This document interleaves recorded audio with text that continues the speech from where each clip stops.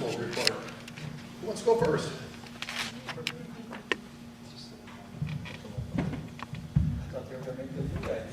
I'll do it again. I'm gonna do it.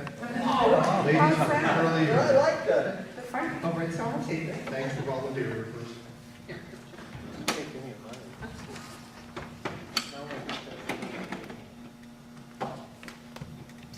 Today, everybody held their data team meetings where we took a look at data. Very appreciative to Ronna Freeze, Jackie Nixon, Pam Robach, Shelley Wagner, Kristen Scott, Jean Moran, and Brendan Surrey for their help.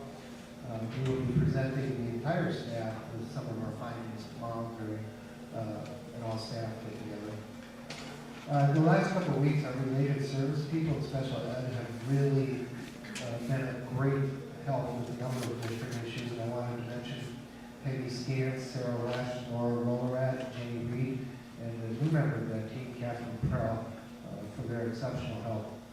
Office staff has been incredibly busy. Jessica Anderson, as always, and Shelley Bedford are a new member of the office staff, as well as Jill Sheehan.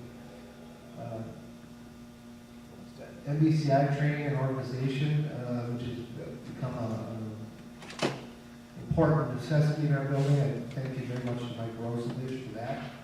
Teachers are busy scheduling conferences for next week. They did get their educator effectiveness and Teachscape components in on time, and we're working with them as we go through this process for the first year. And then finally, yesterday's kind of neat, because the early childhood went on a field trip, and Courtney LaBreezy and the Tenhagen did a real nice job, and the kids were real excited to get back from the pumpkin farm. So I'm thankful for all of those people. Thank you. Can we catch something for a second? So Chris, Yeah. to be a Kathy question too. I asked last board meeting if we could get together a compilation of the educator effectiveness, the amount of time we spend. Are we taking into account Chris is discussing that? About the teacher SLOs and everything else you just said? Yeah, you know, we talked tonight, principals met on with Kathy, and it is very time consuming. Can we nail it out to a number just yet? We're probably too early in the process there. I can tell you that the teachers met as a staff one time, I take that back 2 times, to cover the whole SLO process. Then they worked in individual building team levels, and then they had to work individually on it to get it turned in on time, and I'm in the process of reviewing them as we all are. I shouldn't use the word review, we're just kind of looking at them, quite frankly. But now the principals are involved with the actual observation of the teachers within that Teachscape model. And since it's a new thing, it is time consuming. I really would hesitate to put an exact number on it just yet, but Yeah, well, keeping track. Yeah, well, what's going to take? It's going to take knowing an exact number, some kind of rough guesstimate, a good guesstimate, be able to put a dollar amount to it to go back to the state, to our local elected officials and say, we're spending X number of dollars, maybe it's 50,000, maybe it's 100,000 worth of time on it over a period of a year, and to show for that, what do we have, and explain to them that since we're already exceeding expectations, why are we spending extra 100,000 out of our local dollars to try to prove that we're exceeding when we're already exceeding? From our end of it, and I'll just speak for myself, the actual observation within the classroom is approximately an hour. And then to match them up into the right sections of the Teachscape model could take an additional 1 to 2 hours after that for each teacher. I don't know if y'all feel the same way. So right there, you're looking at 3 hours per teacher just for that one component. Right, so that's what I'm getting to. I want to have some kind of good correlation of how much time it took for the pre-time on this, getting everybody educated for what they need to do for it. Once we get into it, how much time it takes actually doing it, compile this all together so we can let our local officials know. Because they don't have a clue. I mean, talk to Robin Boss or anybody, they don't have a clue what this costs. It's just 3 paragraphs in a Senate bill. And quite frankly, in our building, and again, I'm just speaking for everybody, the half a day we spent today looking at data is the component within that, because many of the teachers, SLOs as well as our building SLO, is data driven. would we be doing that anyway? Hopefully, yes. Something like that. So we will have to distinguish between what we would do naturally and what we're doing due to the environment. So you don't get that from here. Operations. Thanks. Well, so a few things that we repeat, but I do want to acknowledge, as we're working on our building goal for improvement in the area of reading, that's our goal across the district and in the building. Again, we do have a data team also, and that data team, we met today, and the other two buildings I know will be meeting tomorrow. So I just wanted to recognize the people on the team at Whitfield, which were Don Balke, Nancy Piesek, Beth Peterson, Kim Seif, and Evan Saunders. And their work is good work and hard work, but good work in recognizing where we need to go, where we need to lead the building, and that work as we study data. And we're thankful for the opportunity to have an afternoon to do that, because as you delve into numbers and data, you just need that time to do it. So to have that team of people supporting myself in that work is really helpful. And then I also want to thank I can't name every name, but every teacher at a grade level. I want to thank their grade level team from kindergarten through 6th grade. And in the teams, what they have to do is, after they're looking at data and they're working on the work they do, they're working really hard with Wednesday morning staff meetings. So they're looking at how they deliver their curriculum, how do they teach, how do they instruct. So they're looking at plans with each other and then discussing, is this the best way? Am I getting the results that you're getting? And so they have great conversations. And those conversations don't just happen within the scheduled meeting time, but I wanted to thank them for what they're doing above and beyond, as I see them having lunch together and having those discussions, or they're coming in early morning and having those discussions.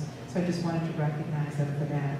And then lastly, Chris touched on under the PTO for the walk to school, but I wanted to thank for the PTO at Whitfield for not just the walk to school day, but all the work they're doing in the last 2 years to make PTO a strong organization under one of our buildings.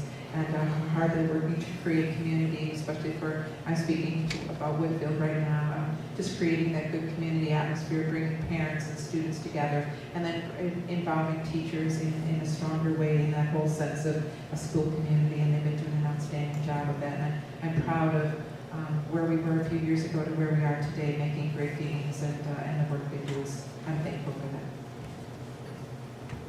that. Good evening. I'd also like to recognize our Trailside data team. We will be meeting tomorrow, and we have Karen Hall, Danielle Kleist, Ann Armeling, Sandy Finnegan, and Jen Schiefer. And this work started back in June, and we had a data retreat for 2 days, coming up with the SLO, brainstorming, studying the data, having great discussions, and leading the teachers in our building to achieve higher reading scores. I also like to thank Sarah Shepke, the work that she has done to help the teachers and the principals with the Teachscape, the educator effectiveness. You know, she knows this like anybody else would know it, and she just works so hard on it. And she doesn't even have to use it, but she's trained in it and she teaches us, and the time she puts in is just fantastic. So I really want to thank Sarah Shepke for everything that she's done, again, for both the teachers and the principals. And the PTO, the Trailside PTO, I have to thank them so much. Our walk to school day, huge success. They had the racing sausages there. We had Mr. Beiser and Mr. Singer doing a dance and a race routine with them. We raised over $5,600, and we'll be purchasing 12 more Chromebooks and 4 more iPads for Trailside. So just what a fun morning that was. And I'd like to thank all the students and the families for the donations. And I also had the opportunity to attend the Trailside Skate Night and the Trailside Movie Night, and just seeing the involvement from the families and the students is just great to see that community.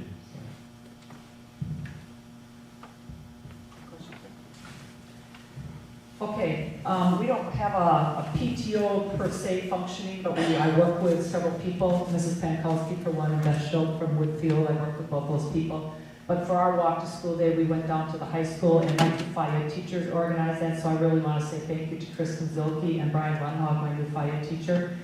And we put together a big exercise, and you can walk or run. We went for 1 hour. The objective was to see if you could stay with Mrs. Markle for the entire hour. And Yeah, I'm proud of myself, and with about 5 other teachers stayed with me that whole time. Mrs. Hoppy was down there taking videos and pictures of all of us, so, but it was just a great day. We do exercises, we walk, and then the PTO does, we have a bottle of water and then a little bar for every student when we get them back to school. So it's just a way to, actually we think we should start that way every day because it just gets us going, but we'll speak with Mr. Yoke about that later. But anyways, just thinking on that on the walk to school day. Like the other 3 principals as stated, I have my Data Day tomorrow, like Mr. D does, and I just want to say thank you to my Data team members, and that is Mr. Wild for represents the content areas. Ms. Hayden represents ELA, Mrs. Dietz is my reading teacher, Sarah Sigmason is the counselor, Evan is my psych, Amelia Parchment is my special ed rep, and then Jean Moran comes, and they just are doing a great job. I'm excited about tomorrow. We're working, our goal is our reading level, Lexile levels to be college career ready by the time they go up to the high school, so that we know that they are prepared to be reading up at the high school level. So we're putting a lot of work into that. And then just an extra special thank you, I know Kathy said something about it, but Erin Dietz, my reading teacher, she just does an outstanding job working with the ELA teachers, bringing that together, leading the data, leading the faculty meetings, and then supporting the science and social studies teachers with a literacy piece that has to take place in their classrooms, along with the health teachers. So just kudos out to Erin. We are doing the Milwaukee School of Engineering once again this year. We are doing the Fluid Power Challenge. So November 4th is our third, I should say, Monday. Mr. Brosick and Mrs. Lane will be taking 16 students who have volunteered. They'll be working after school. They will then go down for the workshop date, and then back on Monday, December 8th is where the challenge date is. So we have a variety of students, males and females, across the spectrum in our building that are participating in this. So we have enough for 16 kids, so really excited about that opportunity for those kids that just like that area. The last piece is that Veterans Day is coming up quickly before we have our next meeting. So I want to just let you know, November 4th is our assembly in our building. If you are willing, like to come, I know Dawn got an email out for parents of veterans. We are asking them to come that day for sure, and any other parent. I want to thank Mrs. Underly, Mrs. Kurz, and Mr. Wild in my social studies department, and they have been working with Jennifer Pankowski. We will be showing the video of the honor flight. We've got some people from the honor flight coming. We have the traveling art show that will be there for conferences so that all the parents can come through when they're coming to conference and see that. And then Mrs. Emily, Mrs. Kurz, and Mr. Wild are putting together a wall of peace, which is all the writing reflections that the students are going to be doing on veterans that will go up on a big, huge wall or in the hallway there. And we'll be having that up. So that is our building day, and then of course on the 5th we go over to the Cotton Exchange and we work with the community and Artie's Monument Service. We work with that company, and we'll be part of the Veterans Day for the community over there. We'll have the band there, we'll have the chorus there, so that'll be, the artwork is going to be over there, and then we have some of our 8th graders who all the 8th graders had to write poems, and then there'll be some selected, and they will go over there and read that day. So 4th or 5th, if you're available, let me know, and I can give you the dates and the times. On the extracurricular front, cross-country and volleyball finished, and basketball for boys starts next week. And then we've got we've got ladies ensemble going on after school. Joanne has started her building band leadership team, that's meeting, so we've got the music pieces going, and then we've got the boys basketball piece going on. So I think that covers the spectrum of the building for Fox River. Any questions? Thank you. Thanks. Thank you all principals very much. Sounds like great things are happening, and thank you for all the information. If I could, Dan, I would like the principals to pass on to their teachers. Looks like their teachers are putting in a lot of extra time, that the board really appreciates all the extra effort that they're doing. Absolutely. Thank you. Thank you. And also, we did meet for special education for the first executive committee. Basically, we just went over at the high school with the other school districts that are members of the consortium, the budget in that. It looks like about a 2% raise for next year right now. Mostly, or a lot of it is for the psychologists, that they had to get a different one and a lot more pay that they're spending there. The others are minimum far as increases, and they're getting more students involved in the special ed. The next meeting is in January, I believe. Next, executive board meeting for special education? Is that going to be twice a year? Three times. Great, thank you very much for that. Anybody any questions about what Doug just said? All right, in that case, let's